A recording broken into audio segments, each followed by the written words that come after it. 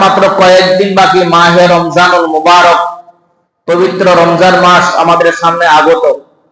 আল্লাহ রাব্বুল আলামিনের দরবারে অগণিত শুকর ও সুজুদ আদায় করি যে আল্লাহ পাক রব্বুল আলামিন আমাদেরকে এখনো হায়াতে জিন্দেগির মধ্যে বেঁচে রেখে আল্লাহ তাআলার ঘরে, দুনিয়ার মধ্যে সবচেয়ে দামি জায়গা, বরকতি মজলিস, যে মজলিসে বসলে গুনাহ মাফ হয়, গুনাহ মাফের মজলিস, ফেরেশতাদের মজলিস, রহমতের মজলিস, বরকতি মজলিস, আল্লাহ তাআলার ঘরে, দুনিয়ার মধ্যে সবচেয়ে দামি জায়গা, উত্তম জায়গা।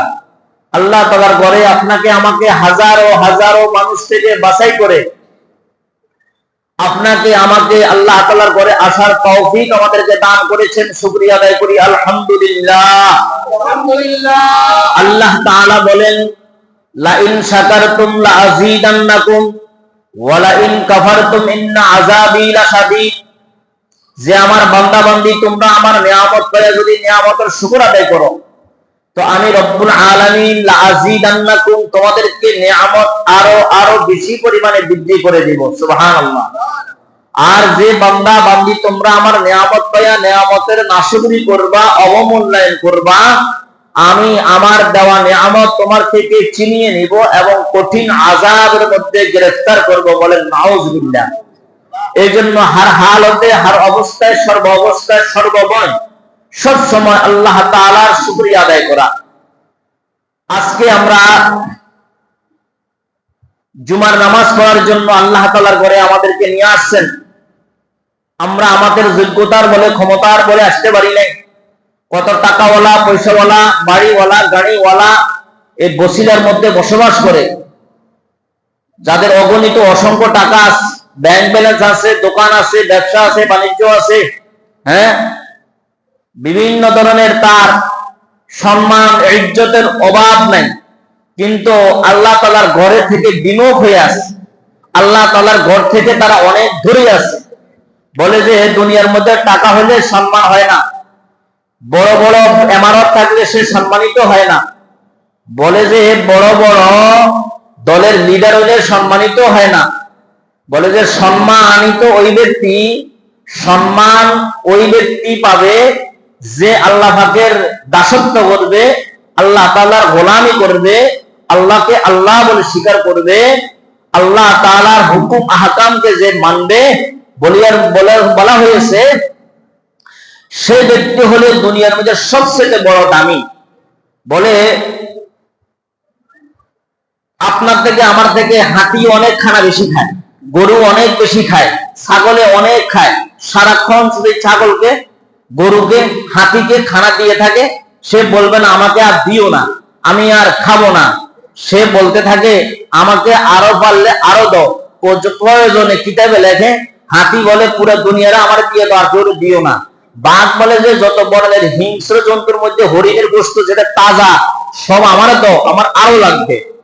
তো দুনিয়ার মধ্যে কিছু মানুষ আছে যে দুনিয়ার মধ্যে একটা বাড়ি আছে, আরো একটা দরকার, আরেকটা আছে, আরো একটা দরকার। বলে আমি এক এলাকার নেতা হইছে, আমাকে আরো 2 এলাকার নেতা বানাও, আরো এক এলাকার নেতা বানাও, অমুক জায়গার এটা বানাও, অমুক জায়গার এটা বানাও। এটার তার আশা আকাঙ্ক্ষা কি নাই, শেষ নাই। তো বলা হয়েছে ইমানদার, আল্লাহওয়ালা, খাঁটি আল্লাহওয়ালা, খাঁটি আল্লাহ পাকের আশিক, আল্লাহ পাকের বন্ধু, আল্লাহ পাকের দোস্ত কারা? বলে তারা দুনিয়া চায় না, তারা চায় একমাত্র আল্লাহকে। তারা কাকে চায়? আল্লাহ তাআলাকেই চায়। আল্লাহ তাআলাকে রাজি করতে চায়, আল্লাহ তাআলাকে খুশি করে তারা কবরে যেতে চায়। কবর থেকে হাসরের মাঠ পর্যন্ত তারা ওখানে পৌঁছে পরে আল্লাহ পাকের দরবারে হাজিরা দিয়ে জান্নাতে ঢুকতে চায়। এই জন্য ভাই, দুনিয়ার সুখ কিন্তু সুখ নয়, দুনিয়ার আরাম কিন্তু আরাম নয়, দুনিয়ার ক্ষমতা কিন্তু ক্ষমতা নয়। ক্ষমতাশীল দুনিয়ার মধ্যে অনেক ছিল, দাভটওয়ালা অনেক ছিল, দুনিয়ার মধ্যে রাজত্বের মালিক অনেক ছিল, দুনিয়ার মধ্যে অনেক অনেক ক্ষমতাশীলরা ছিল। আজকে তারা দুনিয়াতে নাই। পাকিস্তানের মধ্যে একজন বর্তমানে এখনই জীবিত আছেন, ওনার নাম হলো তারেক জামিল। তারেক জামিল, ওনাকে পাকিস্তানের বড় একজন শিল্পপতি, বড় লিডার, ওনাকে দাওয়াত দিয়েছেন। উনি পাকিস্তানের মধ্যে একজন জবরদস্ত বুজুর্গ, একজন বড় আলেম, একজন বড় মুহাক্কিক আলেম। সবাই ওনাকে জানে, সবাই ওনাকে চিনে, সবাই ওনাকে বুঝে, সবাই ওখানে সম্মান করে। যে হুজুরকে দাওয়াত দিলে আমার বাড়িতে বরকত হবে, আমার আপদ বিপদ দূর হবে, হুজুরকে আমি এটা করবো, হুজুরকে খাওয়াবো, সম্মানিত করবো, হাদিয়া দেবো, এই খেয়াল। তো দাওয়াত দেওয়ার পরে ওনার বাড়িতে হুজুরের নিজে গাড়ি ড্রাইভিং করতেছে, তারেক জামিল, লক্ষ লক্ষ ওয়াজ ইউটিউবে আছে পাকিস্তানের। ওনার বাড়িতে যখন ঢুকলেন, প্রায় 5 হইতে 6 মিনিট ওনার বাড়িতে প্রাইভেট কার দিয়ে উনি ঘুরলেন। তাহলে 5 মিনিট হইতে 6 মিনিট পর্যন্ত বাড়িটা পুরোটা রাউন্ড দিচ্ছেন। তাহলে বাড়িটা কত বড়, বাড়িটা কত বড় হতে পারে? বলে বিশাল বাড়ি, বাগান, সুইমিং আছে গোসলের জন্য, ঝর্ণা আছে, বিভিন্ন পার্ক আছে, বিভিন্ন আরামের জায়গা আছে, বিভিন্ন ধরনের গেস্ট রুম আছে, বিভিন্ন হোটেল আছে, রেস্টুরেন্ট আছে, ফল ফলাদির কনফেকশনারি হইতে যত কিছু ওই বাড়িতে, বলে যে বেহেশতের মধ্যে বলা হয়েছে যত কিছু নাজ নেয়ামত দেয় আল্লাহ দিবেন ওয়াদা করছেন, সবকিছু উনি ওখানে কি করছেন? সাজাইছেন। সাজাইয়া উনি মাঝখানে ওনার গালিসা নামক সিংহাসনের মধ্যে আসন গ্রহণ করে উনি ওখানে বসে। উনি যখন যেটা হুকুম করে কলিং বেল টিপবে, সাথে সাথে ওখানে খানা হাজির হয়, যেটা প্রয়োজনে সেটা উনি উপস্থিত। তো তারেক জামিল সাহেব প্রথমে উনি বাড়িতে ঢুকে বাড়িটাকে পরিদর্শন করলেন। বাড়ি পরিদর্শন করার পরে তারপরে উনি যে উনি বাড়ির মালিকের সাথে উনি সাক্ষাৎ করলেন, সালাম করলেন, মুসাফা করলেন। মুসাফা করার পরে বাড়ির মালিক জিজ্ঞাসা করে, হুজুর ওস্তাদজি, আপনি আমার বাড়িতে সরাসরি আমার সাথে দেখা না করে আপনি আমার পুরাটা বাড়ি দর্শন করলেন, এটা রহস্যটা কি? এটাকে একটু আমাকে কি বুঝিয়ে বলবেন?